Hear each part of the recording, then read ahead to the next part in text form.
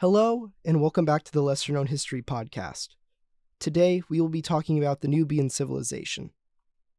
Recently, I finished a 3-part series talking about Nubia, some of its leaders, and its historical implications. There were many things that I was not able to cover in those videos. They didn't have a spot in the content that I was talking about. But I still feel like they are important to learn about, and so that's what we're going to be discussing today. So sit back, relax, and let's talk about Nubia.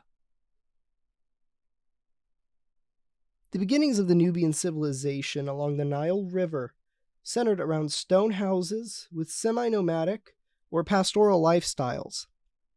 Eventually, when agriculture became more prominent in the region, we have evidence of fertility-based rituals, meaning that these stone houses became actual permanent civilizations.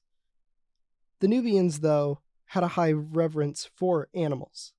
This is probably a leftover from their pastoral lifestyle, although not uncommon for ancient civilizations. This was juxtaposed to Egypt, who were more settled and agricultural based long before the Nubians were. But the river played an important role for life both in Nubia and in Egypt, but the Egyptian identity was molded by the Nile. There were many shared beliefs between the two civilizations, great examples being the goddess Isis and the god Amun. After the unification of Egypt, hieroglyphics became standardized and began to become widespread. We know the name of the Nubians to them because they are referenced as the people who lived in the land of bows. And I think this name gives us a hint into what exactly the Nubian way of life was. Perhaps a semi-pastoral hunter-gatherer situation that evolved into an agricultural-based civilization, and that this agricultural-based civilization still held on to their way of life from before. Perhaps bows were important to Nubian religion, although that is just speculation on my end. There is further speculation that there could have actually been a common language between the two people groups, perhaps with different regional dialects, though this is not totally confirmed, but it would make sense. Both civilizations occupied the Nile River, both civilizations eventually used hieroglyphics and worshipped the same deities. Perhaps they did speak the same language, but perhaps there were certain variations, kind of like how English that is spoken in Great Britain and in North America have different dialects. Though, again, this is speculation. It is also possible that trade routes made the dissemination of Egyptian culture possible through passive interaction, and commerce could have also been made better because of a common language and a common religion. It is of my opinion that Egypt and Nubia, while technically two separate civilizations, could be seen as one larger one, a Nile civilization. Nubia became a vassal of old Egyptian beliefs and identities due to this cultural diffusion. As Egypt evolved, Nubia preserved those beliefs, and during the Nubian rule over Egypt, some of the older beliefs were actually transferred back into Egyptian culture, and there is evidence of this through hieroglyphics. Most famous of all, the use of pyramids for burials by the Nubians were also just like the Egyptian pyramids, although just a little more square in appearance and more steep rather than spread out like Egyptian pyramids are. Both cultures used them as burial sites, but their size and shape varied widely between the two people groups. While it is very Egyptianized, the Kushites still preserved their own culture within that. As previously mentioned, they were famous for their use of the bow. Archery, while practiced by other cultures, held a much greater prominence in Nubia. In later Nubian culture, the horse took very high prominence, especially with royalty. Horses were seen as prestigious, and many archaeologists have argued that the later Nubian almost obsession with horses was a way to diverge away from Egyptian culture. This is why we have the Nubian horse burials. once a horse died, or perhaps when a ruler died alongside their horse, the horse itself would be buried.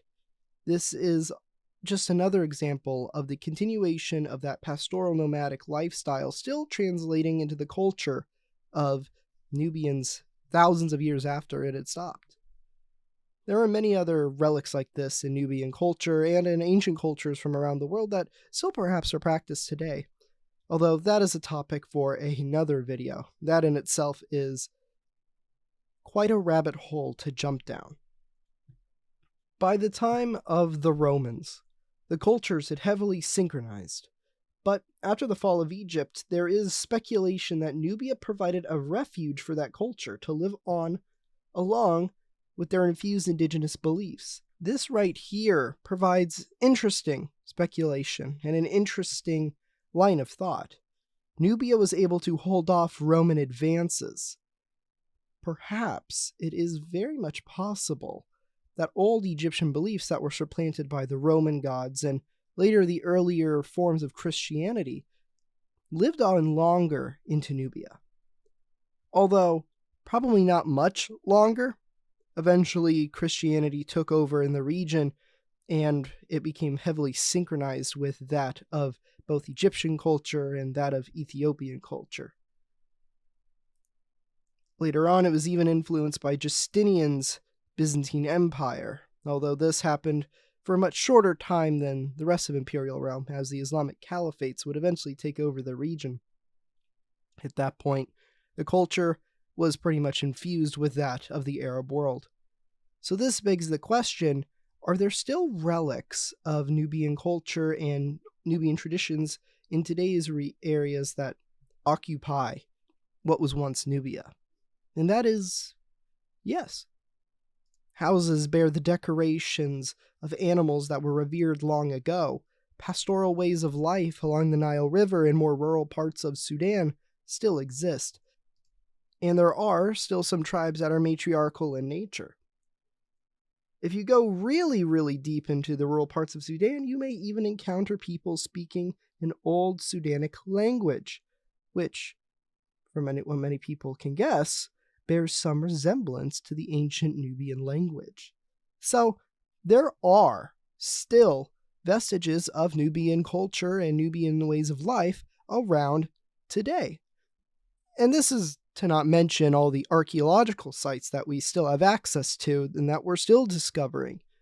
Hopefully one day the regional instability will calm down. Who knows what type of archaeological wonders still exist that we have not found because of regional instability or because of the lack of funding.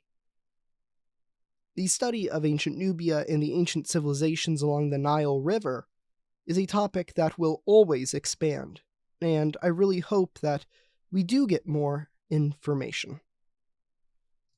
Thank you so much for watching this episode of the Lesser Known History Podcast. If you enjoyed, please hit that like button and subscribe to the channel to show your support and help it continue to grow. If you would also like to support the channel, become a member. Channel memberships help the channel continue to grow and allow me to continue to do the things that I love, and that is to provide you all with historical content made with love. With that, have a wonderful day, and I'll see you in the next episode.